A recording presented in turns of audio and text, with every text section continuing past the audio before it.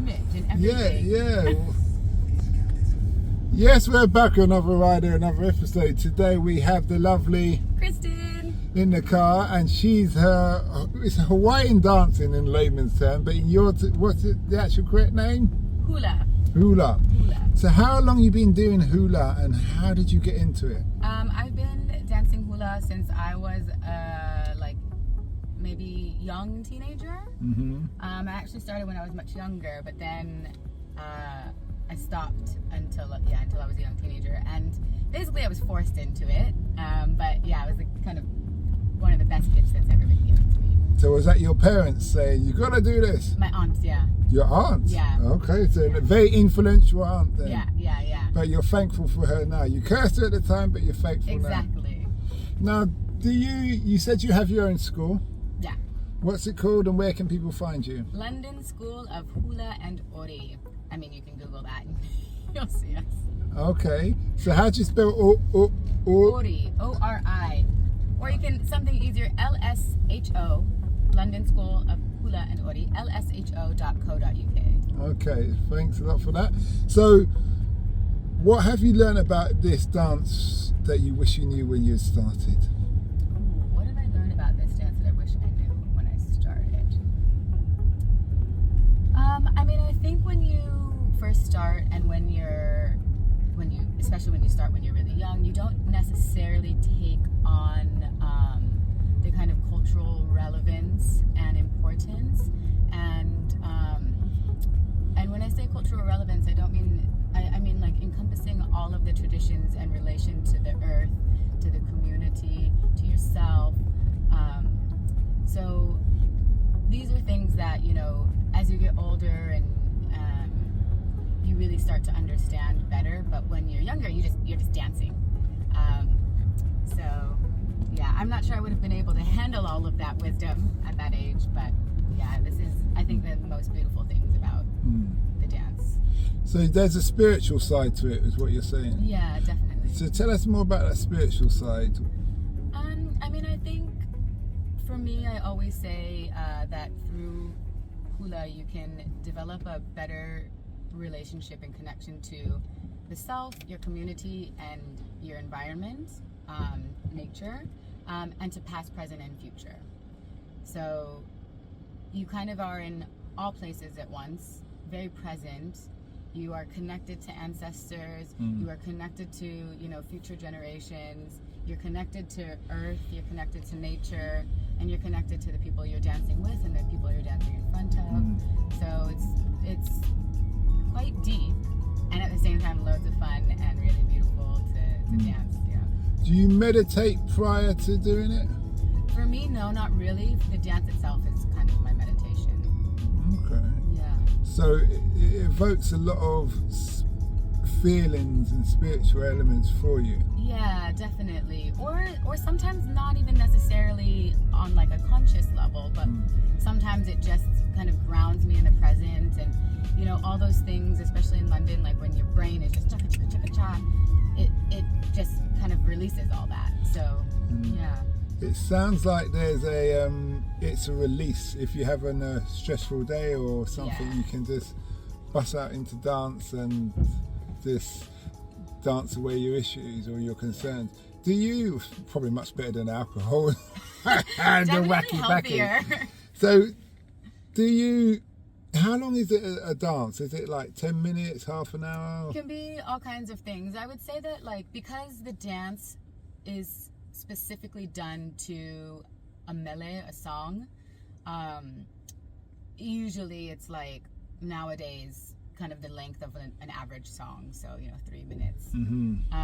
So yeah, we tend to dance. There's two main styles of hula, which is hula kahiko, which is the traditional, more ancient style of dance, very in a simple way to say it, and hula awana, which is the more contemporary style of dance.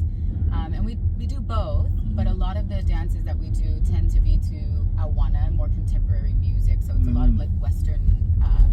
It might be Hawaiian language, but you might hear Western like guitars and things like that. So yeah, it tends to be the average length of a song. Do you speak the Hawaiian language? No, not really. Just in the just like in related and various culture related, but like on a fluent level, by no means, no. So is this just a dance for women? No, actually, I think a lot of people in the UK think that it's just like pretty girls swaying. But actually, this is also warrior training for men. So this, in ancient times, would be a way to train the mind and body for battle. And we actually have a few men who dance with us. Are they from that country, from Hawaii? No, all of our dancers are from all over the place.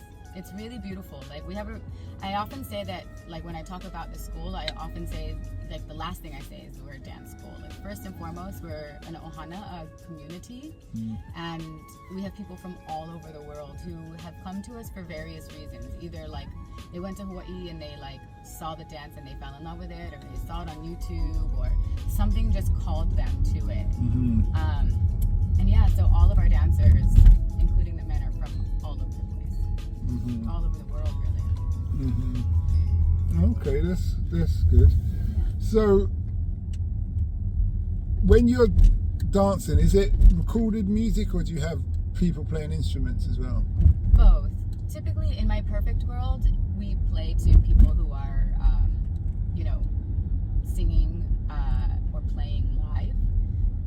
But doing it here in London, we don't necessarily always have access to live performers or musicians. So sometimes some of our group will perform, or we'll play with various instruments that we have, either traditional or modern. And we've recently started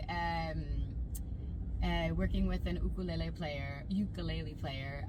His name is Vincent, and we met at like a local community festival, and he's near the school, and so he's been coming to play with us, and that's been really nice. What part of London are you based? Kind of southern central. That's a very strange word to describe London, but like near like kind of London Bridge. Okay. Southern area. So it's relatively easy for everybody to get to. Yeah, super easy to get to. Alright, that's nice. Yeah. What does the future hold for you in this world of dance? That's an interesting question. For me, what I've really realized in London is that to be like a cultural artist and practitioner is not particularly easy, and people,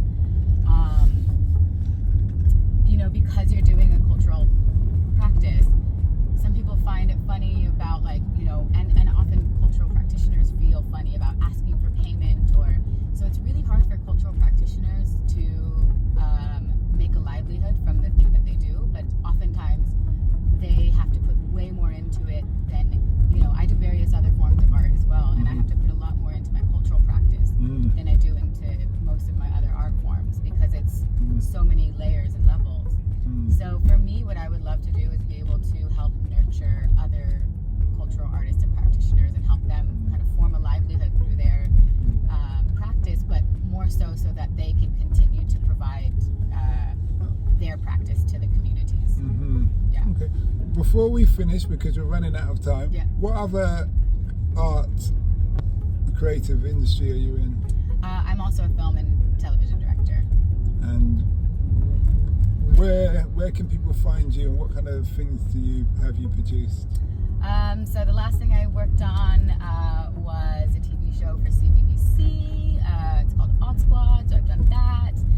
I just made a film for Pitt Rivers Museum, which is like Oxford University's museum, anthropological museum. So I have an exhibition up for the next year. And I'm currently working on it. Well, I'm on it. Okay. I can't really say what it is. NDA thing. Yeah. So where can people find you in relation to your movies? Is it the same platform, or? No, you can find me on, I think the best way to find me is Chris Res, Krysres, on Instagram. Okay, that's good. Well, we thank you for that interview. Oh, thanks. And we wish you well. Thanks, everyone.